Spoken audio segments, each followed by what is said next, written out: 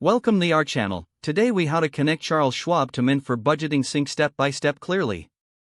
Open the Mint app on your device or visit the Mint website. Log in to your Mint account using your credentials. Once you're logged in, navigate to the Accounts section. Look for the option to add account or link account. In the search bar, type Charles Schwab to find the bank. Select Charles Schwab from the list of available financial institutions. You will be prompted to enter your Charles Schwab login credentials. Input your username and password carefully. Follow any additional prompts for security verification, such as two-factor authentication. Once you've completed the login process, Mint will attempt to connect to your Charles Schwab. This may take a moment as Mint syncs your financial data. After the connection is established, review the linked accounts.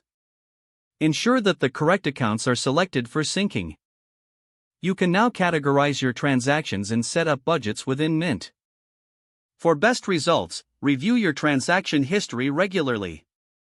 Adjust your budgets in Mint based on your spending habits. You are now successfully connected and ready to use Mint for better budgeting. If the page does not load, refresh the browser or try again in a private or incognito window.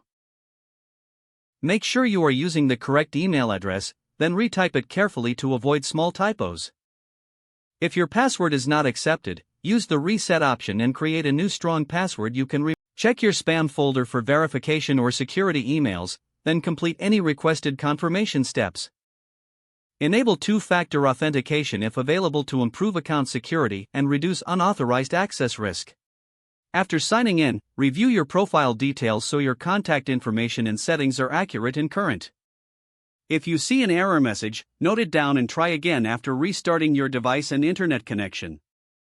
Log out when you finish, especially on shared devices, to keep your account and payment information secure. If the page does not load, refresh the browser or try again in a private or incognito window.